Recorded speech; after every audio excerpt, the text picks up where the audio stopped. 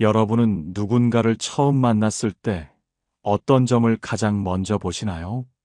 얼굴, 목소리, 아니면 그 사람의 눈빛? 오늘은 우리 삶에서 정말 중요한 질문에 대한 답을 찾아보려 합니다. 바로 사람의 본성을 어떻게 알아볼까 하는 건데요. 겉모습만 보고 사람을 판단하지 말라고들 하지만 사실 우리 조상들의 지혜로운 속담 중에는 이런 말이 있습니다. 사람을 만나면 옷부터 훑어봐라. 본성이 다 보인다. 이 속담이 단순히 거칠애를 중요시하는 말이 아니라는 것을 아시나요? 심지어 이 말은 과학적 근거까지 가지고 있습니다. 지금부터 옷차림을 통해 사람의 숨겨진 본성을 꿰뚫어보는 놀라운 통찰을 여러분께 알려드리겠습니다. 이 정보만 알아도 여러분은 사람을 보는 눈이 훨씬 깊어질 겁니다. 겉모습에 속지 않고 달콤한 말에 휘둘리지 않고 가면 뒤에 진짜 얼굴을 단번에 알아볼 수 있게 될 것입니다. 오늘 주제가 마음에 드신다면 구독과 좋아요 꼭 눌러주세요. 여러분의 마음을 안아주는 더 좋은 콘텐츠로 보답하겠습니다. 자, 그럼 첫 번째 신호부터 하나하나 파헤쳐 보겠습니다. 첫 번째 신호는 바로 옷차림입니다. 옷이 뭐 그렇게 중요하냐고요? 많은 분들이 그렇게 생각하실 겁니다. 하지만 놀랍게도 옷은 거짓말을 하지 않습니다. 겉모습을 꾸미든 안 꾸미든 사람은 결국 자신을 드러내는 방식으로 옷을 입습니다. 무심코 고른 한 벌의 옷이 그 사람의 성격, 욕망, 심리 상태까지 다 보여주죠. 심리학자들은 이 현상을 Enclosed Cognition ENCLOTHED Cognition, 즉 입는 옷이 사고 방식을 바꾼다고 부릅니다. 미국 노스웨스턴 대학교의 애덤 갈린스키 박사 연구팀은 흥미로운 실험을 진행했습니다. 실험 참가자들에게 똑같은 흰색 가운을 입혔습니다. 하지만 한쪽에는 이건 의사 가운이다라고 알려주고 다른 쪽에는 이건 화가의 가운이다라고 알려줬죠. 결과는 놀라웠습니다. 같은 옷인데도 의사 가운을 입은 참가자들은 집중력과 판단력이 훨씬 높게 나타났습니다. 이 실험은 옷이 단순한 천조각이 아니라 자신이 누구인가를 인식하게 만드는 심리적 신호라는 것을 명확하게 보여준 겁니다. 이 실험이 말해주는 건 간단합니다. 사람은 자신을 어떤 사람으로 보이길 원하는가에 따라 옷을 고른다는 것. 그리고 그 무의식적인 선택 속에 그 사람의 본성이 고스란히 드러난다는 겁니다. 즉, 그가 입은 옷이 그 사람의 마음을 말해줍니다. 예를 들어 볼까요? 항상 눈에 띄는 빨강이나 노란색 옷을 입는 사람. 이 사람은 단순히 화려한 것을 좋아하는 게 아닙니다. 사람들의 시선을 받고 싶은 욕구, 나 여기 있어요 하고 외치는 내면의 신호일 수 있습니다. 반대로 늘 회색, 검정 같은 무채색만 입는 사람은 자신을 드러내기보다 감추려는 경향이 있습니다. 조용하고 신중한 사람일 수도 있지만 한편으로는 자신을 보호하려는 방어 심리일 수도 있죠. 또 있습니다. 늘 옷에 주름 하나, 얼룩 하나 없이 단정한 사람. 이건 단순히 깔끔한 것을 넘어선 통제욕과 완벽주의의 신호일 때가 많습니다. 세상은 엉망이어도 내 옷만큼은 흐트러지지 않게 만들고 싶은 마음. 반면 늘 대충 입고 다니는 사람. 이건 무책임함이라기보다 남 눈치보다 내 편한 게 더 중요해라는 태도일 수 있습니다. 즉, 외부 평가보다 자기 기준이 확고한 유형이죠. 여기서 중요한 건 무엇을 입었느냐가 아닙니다. 왜 그 옷을 입었느냐입니다. 같은 옷도 그 이유는 완전히 다를 수 있습니다. 화려한 옷을 입은 이유가 기분이 좋아서일 수도 있고, 주목받기 위한 계산일 수도 있듯이 말이죠. 정장은 더 극명합니다. 누군가는 상대를 존중하기 위해 입고 누군가는 권위를 과시하기 위해 입습니다. 그래서 우리가 관찰해야 할 건 그 사람의 선택 패턴입니다. 첫째, 스타일이 일관적인가? 자기 정체성이 확실한 사람은 유행이 바뀌어도 본인만의 축이 있습니다. 반대로 스타일이 하루가 다르게 바뀐다면 타인의 평가에 휘둘리는 사람일 가능성이 큽니다. 둘째, 만나는 사람에 따라 옷차림이 달라지는가?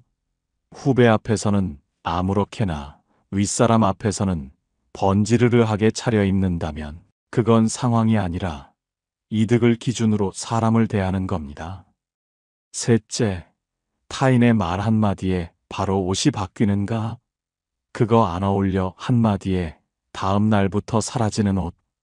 그거 요즘 유행이야 한마디에 바로 바뀌는 스타일. 이건 자기 확신이 약한 사람의 전형적인 모습입니다. 결국 옷은 보여지는 나와 진짜 나 사이의 거리입니다. 그 거리가 가까운 사람일수록 진실하고 멀수록 꾸밈과 계산이 많습니다. 철학자 롤랑 바르트는 말했죠. 옷은 언어다.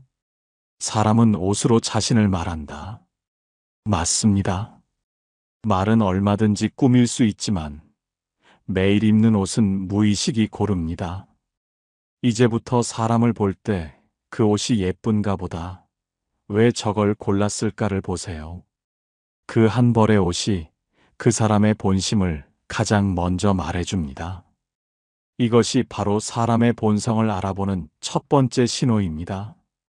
사람의 본성을 꿰뚫어보는 두 번째 신호는 말버릇입니다. 옷차림이 겉모습이라면 말버릇은 그 사람의 속마음이 흘러나오는 창문과 같습니다. 우리는 이렇게 말하죠. 말 한마디에 천냥 빚도 갚는다. 말이 씨가 된다. 그런데 이건 단순한 속담이 아닙니다. 심리학적으로 증명된 과학적 사실입니다. 미국 하버드 대학교 심리학과 연구팀은 10년 동안 수천 명의 대화를 분석했습니다. 그 결과는 충격적이었습니다. 사람의 성격과 태도, 심지어 인생관까지도 그가 평소에 무심코 사용하는 단어와 말투 속에 고스란히 드러난다는 것입니다. 즉, 사람의 말버릇은 그 사람의 인격을 숨김없이 보여주는 언어적 지문과도 같습니다. 옷은 꾸밀 수 있습니다. 표정은 연기할 수 있습니다. 행동은 통제할 수 있습니다. 하지만 입에서 무심코 튀어나오는 말버릇만큼은 절대 속일 수 없습니다. 그렇다면 우리가 조심해야 할 위험한 말버릇에는 어떤 것들이 있을까요? 첫 번째, 위험한 말버릇은 자기 자랑이 끊이지 않는 사람입니다. 혹시 이런 사람 떠오르시나요? 대화 시작한 지 5분도 안 돼서 이야기의 중심이 나로 바뀝니다. 아, 그거 나도 해봤어. 내가 그때 말이야. 나 그 분야 전문가야. 상대가 좋은 소식을 전하면 그 정도야. 나는 그보다 더 했어. 상대가 힘들다고 하면 나는 더 어려운 일도 견뎠어. 결국 모든 대화가 나의 무용담으로 끝납니다. 사회심리학자 마크 레어리 박사는 30년 동안 이런 사람들을 추적했습니다. 그가 내린 결론은 단 하나였습니다. 자기 자랑이 많은 사람일수록 속은 불안하고 자신감이 부족하다. 진짜 강한 사람은 굳이 자랑하지 않습니다. 굳이 말하지 않아도 그 사람의 존재가 이미 말하고 있기 때문입니다. 하버드 대학교의 또 다른 실험도 흥미롭습니다.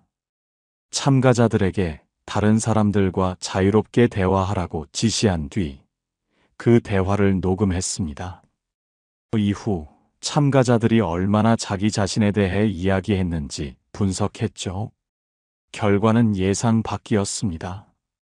자기 이야기를 많이 한 사람일수록 도파민 분비 영역인 뇌의 쾌락 중추가 강하게 활성화된 것입니다. 즉, 자기 얘기를 할 때 뇌는 마치 돈을 벌거나 음식을 먹을 때처럼 쾌감을 느낀다는 겁니다. 그래서 이런 사람은 자기 이야기 중독자입니다. 당신의 이야기를 듣는 척하지만 사실은 다음에 무슨 말을 할지 계산하고 있습니다. 처음엔 유능해 보입니다. 자신감 있고 리더십 있어 보이죠. 하지만 시간이 지나면 결국 모든 공을 자기가 가져가고 당신의 노력을 자기 성과로 둔갑시킵니다. 이 사람에게 중요한 건 우리가 아닙니다. 항상 나입니다. 두 번째 위험한 말버릇은 남의 말을 끊는 습관입니다. 아, 그건 내가 알아. 잠깐만, 그거 다르게 봐야 해. 아니, 그건 말이야. 당신이 말을 다 끝내지도 않았는데 갑자기 끼어들어 자기 말부터 하는 사람 한 번쯤은 만나보셨을 겁니다. 대화는 캐치볼입니다. 서로 주고받으며 흐름을 만드는 거죠. 하지만 이런 사람은 공을 독점합니다. 던지지도 받지도 않습니다. 그냥 계속 자기만 던집니다.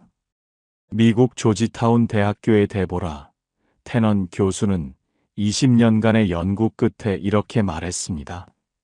말을 끊는 행위는 단순한 습관이 아니라 권력과 지배를 과시하는 언어적 행동이다.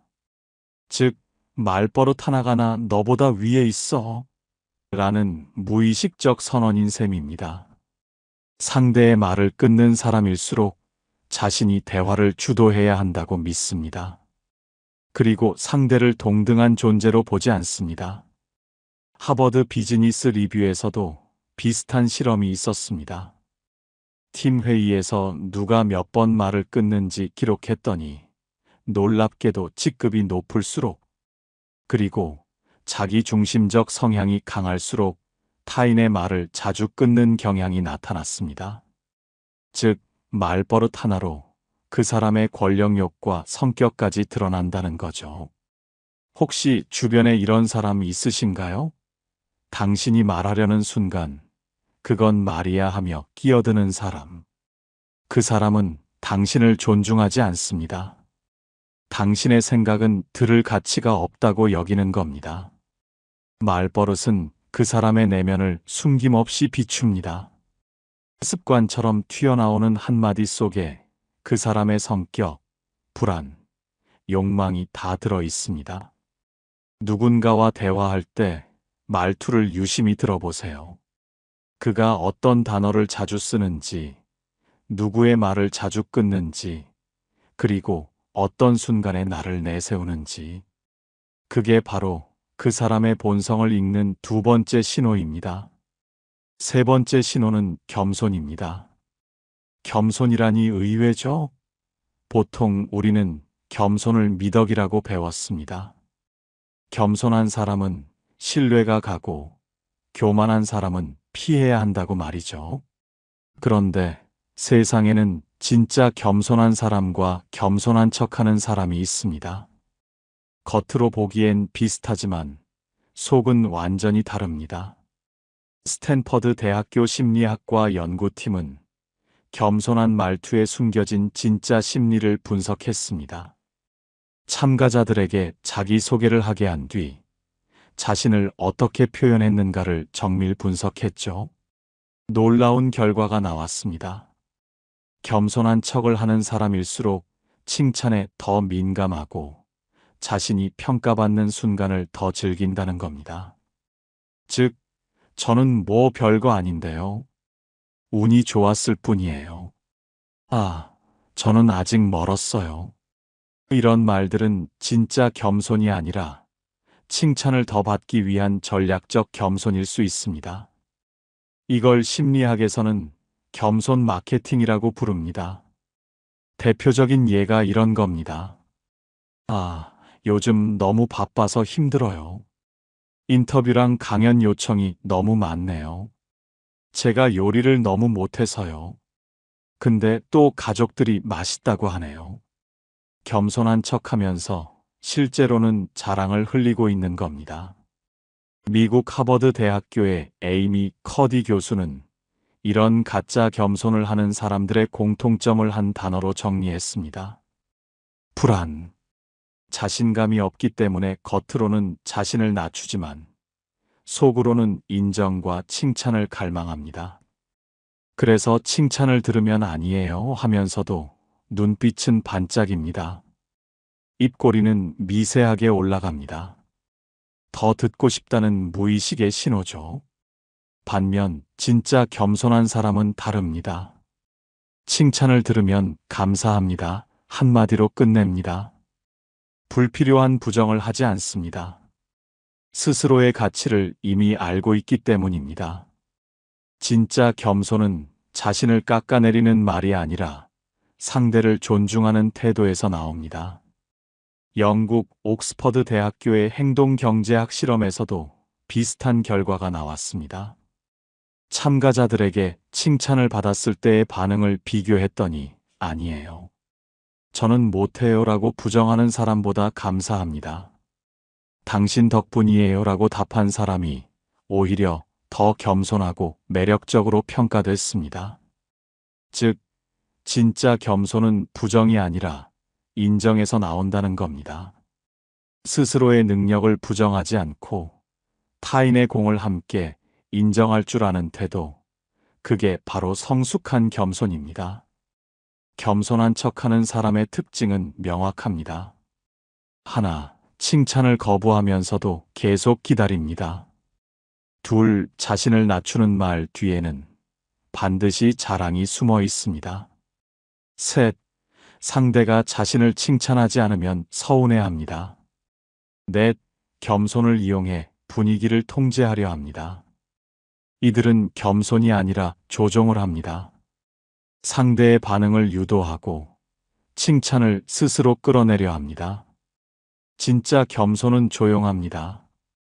티내지 않습니다. 칭찬이 없어도 흔들리지 않습니다. 가짜 겸손은 시끄럽습니다. 부정 속에 욕망이 숨어 있습니다. 자신을 낮추는 척하며 속으로는 더 높이 보이길 원합니다. 철학자 쇼펜하우어는 이렇게 말했습니다. 겸손은 위대한 사람의 의무다. 진짜 겸손은 자기 자신을 정확히 아는 사람에게서 나옵니다. 그래서 자신을 낮출 수도 있고 다른 사람을 높일 수도 있는 겁니다. 가짜 겸손은 자기 자신을 모르는 사람에게서 나옵니다. 그래서 남의 칭찬에 흔들리고 평가에 목매게 되는 겁니다. 이제부터 사람을 볼 때 겉으로만 겸손한 사람에게 속지 마세요. 저는 별거 아니에요. 그 말 뒤에 숨은 의도를 보세요. 그 말이 정말 자기 절제의 표현인지 아니면 칭찬을 더 받고 싶다는 유혹의 언어인지. 진짜 겸손은 말이 적고 가짜 겸손은 말이 깁니다. 진짜 겸손은 담담하고 가짜 겸손은 연극적입니다. 그 차이를 구별할 줄 아는 순간 당신은 사람의 본심을 꿰뚫어 보는 눈을 갖게 됩니다. 이것이 사람의 본성을 알아보는 세 번째 신호입니다.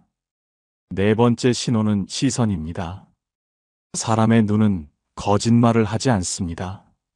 말은 얼마든지 꾸밀 수 있어도 눈빛만큼은 속일 수 없습니다. 혹시 이런 경험 있으신가요? 분명 웃고 있는데 그 웃음이 이상하게 불편하게 느껴지는 사람. 말은 친절한데 눈빛은 차갑고 계산적인 사람. 이상하게 눈이 마주치면 등골이 서늘해지는 그런 느낌. 그건 단순한 느낌이 아닙니다. 뇌가 이미 그 사람의 진짜 감정을 포착한 겁니다.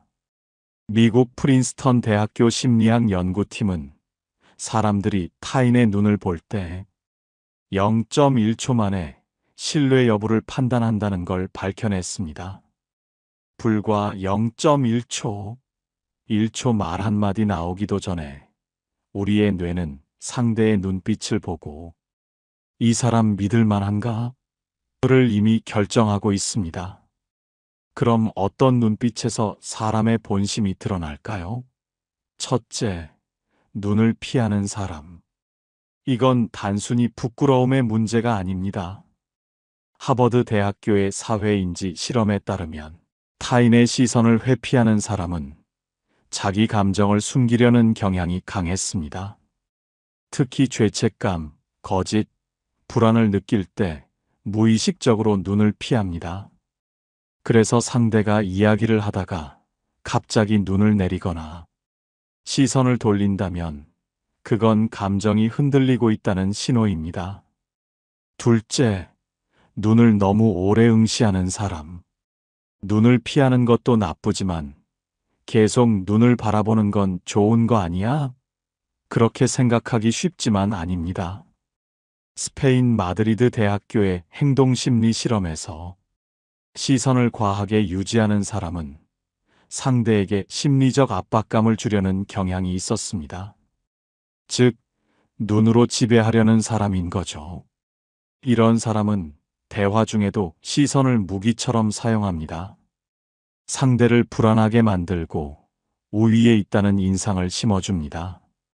셋째, 웃고 있는데 눈이 웃지 않는 사람. 이건 심리학에서 뒤센 미소라고 부릅니다.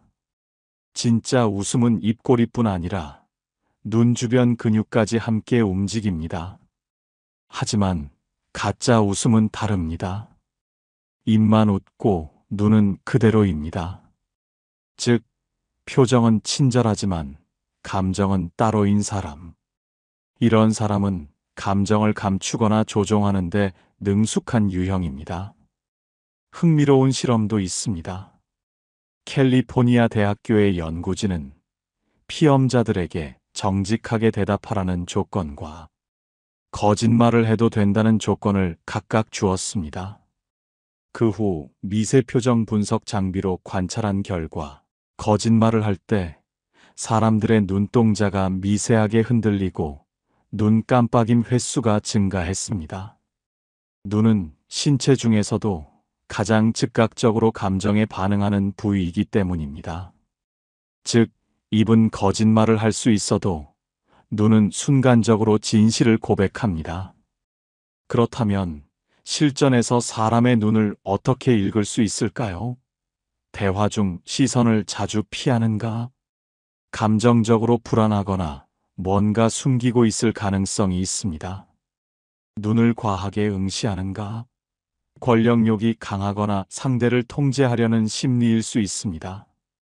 눈이 웃지 않는가? 진심 없는 친절, 계산된 관계일 확률이 높습니다. 눈빛에는 의도가 없습니다. 그냥 본능입니다. 그래서 더 진실합니다. 쇼펜하우어는 이렇게 말했습니다. 말은 생각을 숨기지만 눈은 영혼을 드러낸다. 사람을 볼 때 말보다 눈을 먼저 보세요. 그 사람이 어떤 마음으로 당신을 대하는지 그 눈빛 하나면 충분합니다. 사람의 본성을 꿰뚫어 보는 다섯 번째 신호는 권력을 쥐었을 때 변하는가입니다. 사람의 본성은 평범할 때보다 힘을 가졌을 때 가장 적나라하게 드러납니다. 권력은 거짓말을 하지 않습니다. 권력은 가면을 벗깁니다. 권력은 그 사람의 진짜 얼굴을 드러냅니다. 미국 스탠퍼드 대학교에서 심리학 역사상 가장 충격적인 실험이 있었습니다. 바로 스탠퍼드 감옥 실험. 심리학자 필립 짐바르도 교수는 평범한 대학생들을 모집했습니다. 그들 중 정신적으로 건강하고 성숙한 사람들만 선별했죠. 그리고 반은 교도관, 반은 죄수 역할을 맡겼습니다. 그저 단순한 역할극이었습니다. 단 2주간의 실험. 하지만 단 6일 만에 실험은 중단됐습니다. 왜였을까요? 교도관 역할을 맡은 학생들이 조금씩 변하기 시작했습니다. 처음엔 장난처럼 명령을 내리더니 며칠 뒤엔 죄수들을 모욕하고 통제했습니다. 폭언이 나오고 심지어 폭행까지 일어났습니다. 평범하던 대학생들이 단 몇 시간 만에 권력에 취한 겁니다. 조금의 힘만 주었을 뿐인데 그들의 말투가 달라지고 눈빛이 달라지고 인간성이 완전히 바뀌어 버린 것입니다. 짐바르도 교수는 실험을 멈추며 이렇게 말했습니다. 권력은 인간의 본성을 드러내는 가장 잔인한 거울이다. 그렇다면 이건 단지 실험실 이야기일까요? 아닙니다. 우리 일상에서도 똑같이 벌어집니다. 첫째, 직급이 오르자 변하는 사람. 평사원일 때는 누구보다 다정했습니다. 같이 밥 먹고 웃고 고민도 나누던 사람이었죠. 그런데 팀장이 되자 말투가 달라집니다. 이거 해. 저거 당장 처리해. 예전엔 부탁이었는데 이젠 명령입니다. 조금의 권한을 쥔 순간 동료는 부하가 되고 대화는 지시가 됩니다. 이런 사람은 원래 착한 게 아니었습니다. 힘이 없어서 착한 척 했을 뿐입니다. 진짜 본성은 권력을 잡았을 때 드러납니다. 둘째, 돈을 쥐자 변하는 사람. 함께 힘들 때는 같이 컵라면 나누던 친구였습니다. 우리 언젠가 잘 되자 하던 사람이었죠. 그런데 돈을 벌고 나자 말투가 달라집니다. 요즘 바빠서 너는 아직 모를 거야. 예전엔 함께였던 우리가 이젠 너와 나로 갈라집니다. 하버드 대학교 경제심리학 연구팀의 연구 결과는 이 현상을 과학적으로 입증했습니다.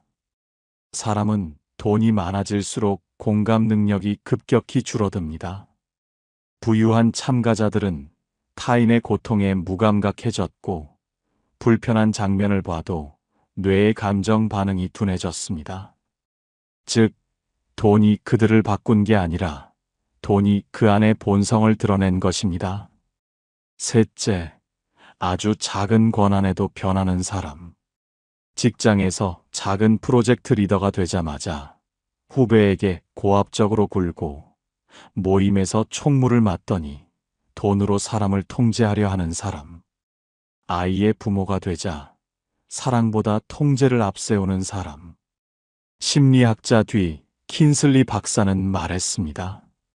큰 권력보다 작은 권력에서 인간의 본성이 더 정확히 드러난다. 큰 권력은 감시가 있지만 작은 권력은 감시가 없습니다. 그래서 가면을 쓰지 못합니다.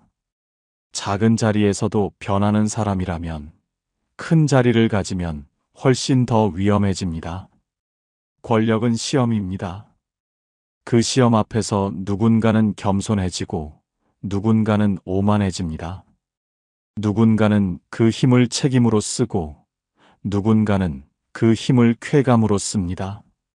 독일 철학자 니체는 이렇게 말했습니다. 권력은 인간을 타락시키지 않는다. 다만 그 사람의 본성을 드러낼 뿐이다.